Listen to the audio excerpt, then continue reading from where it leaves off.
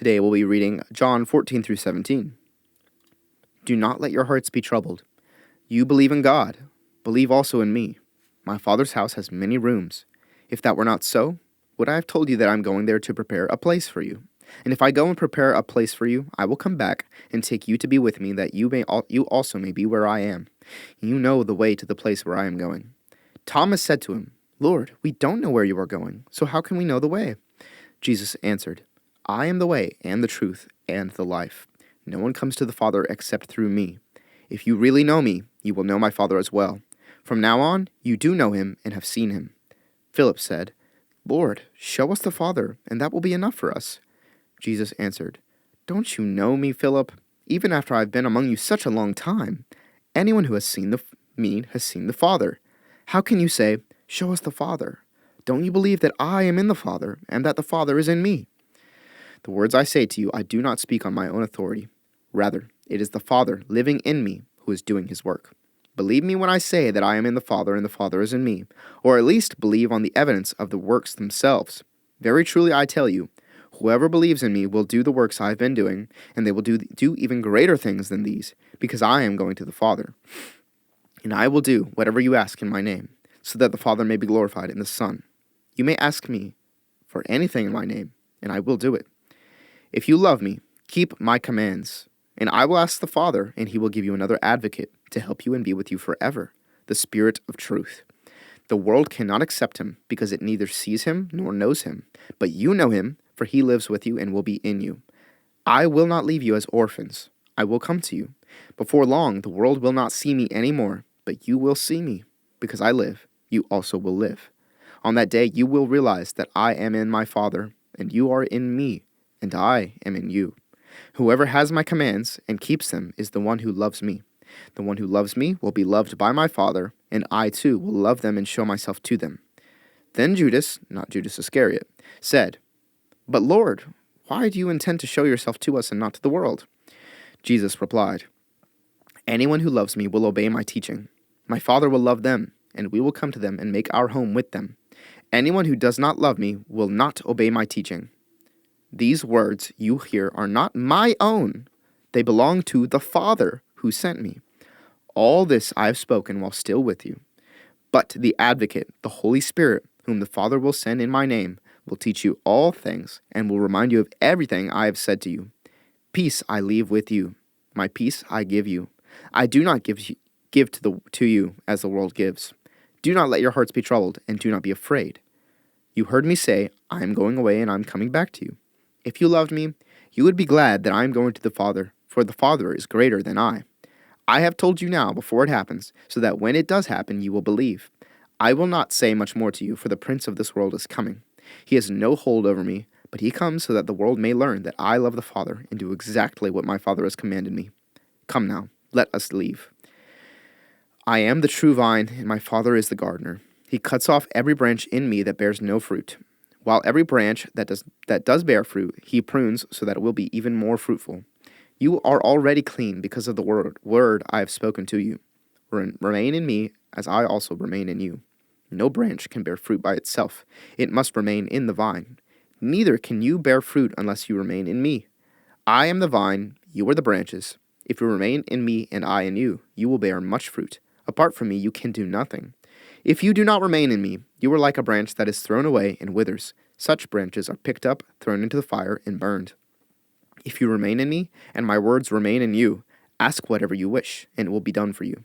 This is to my Father's glory, that you bear much fruit, showing yourselves to be my disciples. As the Father has loved me, so have I loved you. Now remain in my love. If you keep my commands, you will remain in my love, just as I have kept my Father's commands and remain in his love. I have told you this, so that my joy may be in you, and that your joy may be complete. My command is this, love each other as I have loved you. Greater love has no one than this, to lay down one's life for one's friends. You are my friends if you do what I command. I no longer call you servants, because a servant does not know his master's business. Instead, I have called you friends, for everything that I learned from my Father I have made known to you. You did not choose me, but I chose you and appointed you so that you might go and bear fruit, fruit that will last, and so that whatever you ask in my name, the Father will give you.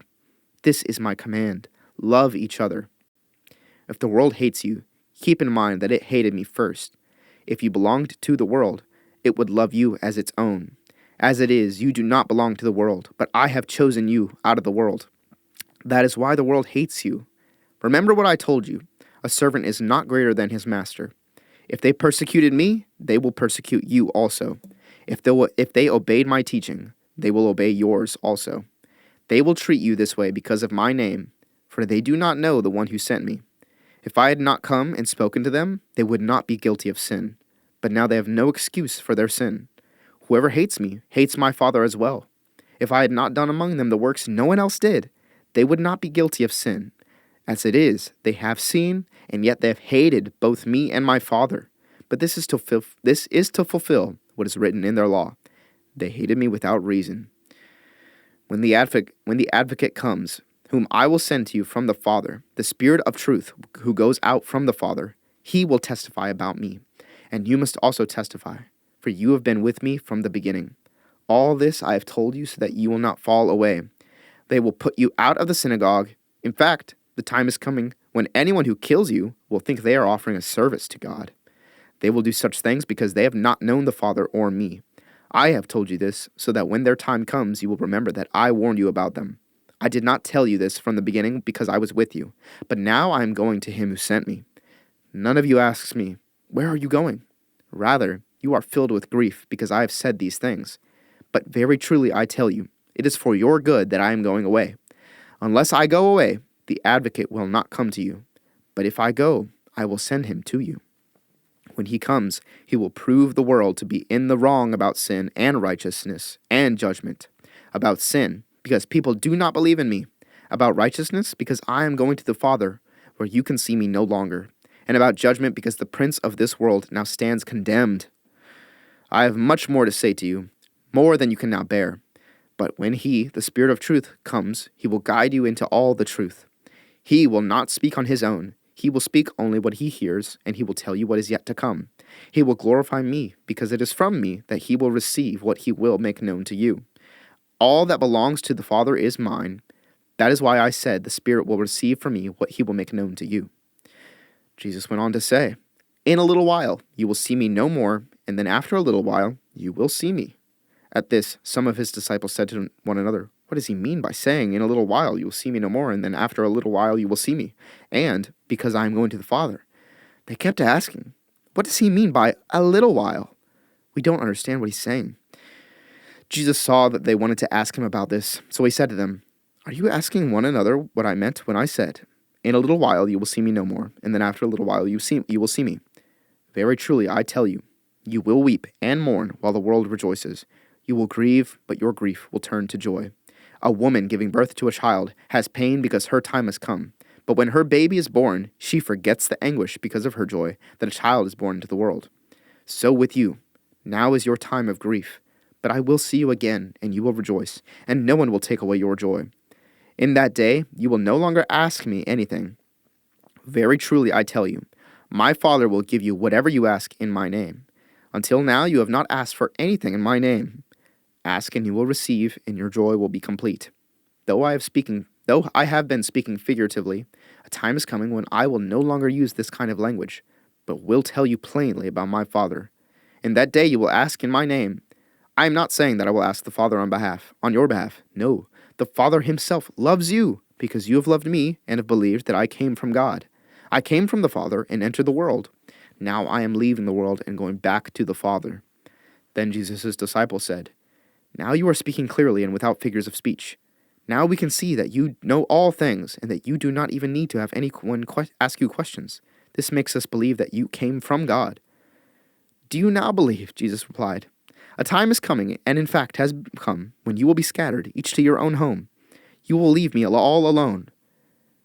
Yet I am not alone, for my Father is with me. I have told you these things, so that in me you may have peace. In this world you will have trouble, but take heart. I have overcome the world." After Jesus said this, he looked toward heaven and prayed, "Father, the hour has come. Glorify your Son, that your Son may glorify you. For you granted him authority over all people, that he might give eternal life to all those you have given him. Now this is eternal life, that they know you, the only true God, and Jesus Christ, whom you have sent. I have brought you glory on earth by finishing the work you gave me to do. And now, Father, glorify me in your presence with the glory I had with you before the world began. I have revealed you to those whom you gave me out of the world. They were yours. You gave them to me, and they have obeyed your word. Now they know that everything you have given me comes from you. For I gave them the words you gave me, and they accepted them. They knew with certainty that I came from you, and they believed that you sent me. I pray for them. I am not praying for the world, but for those you have given me, for they are yours. All I have is yours, and all you have is mine, and glory has come to me through them. I will remain in the world no longer, but they are still in the world, and I am coming to you. Holy Father, protect them by the power of your name, the name you gave me, so that they may be one, as we are one.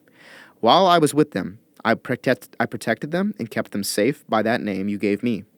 None has been lost except the one doomed to destruction, so that Scripture would be fulfilled. I am coming to you now, but I say these things while I am still in the world, so that they may have the full measure of my joy within them. I have given them your word, and the world has hated them. For they are not of the world, any more than I am of the world. My prayer is not that you take them out of the world, but that you protect them from the evil one. They are not of the world, even as I am not of it. Sanctify them by the truth. Your word is truth. As you sent me into the world, I have sent them into the world. For them I sanctify myself, that they too may be truly sanctified. My prayer is not for them alone. I pray also for those who will believe in me through their message, that all of them may be one, Father, just as you are in me and I am in you. May they also be in us, so that the world may believe that you have sent me. I have given them the glory that you gave me, that they may be one as we are one, I and them and you and me, so that they may be brought to complete unity. Then the world will know that you have sent me and have loved them even as you have loved me. Father, I want those you have given me to be with me where I am and stand to see my glory, the glory you have given me because you loved me before the creation of the world. Righteous Father, though the world does not know you, I know you, and they know that you have sent me.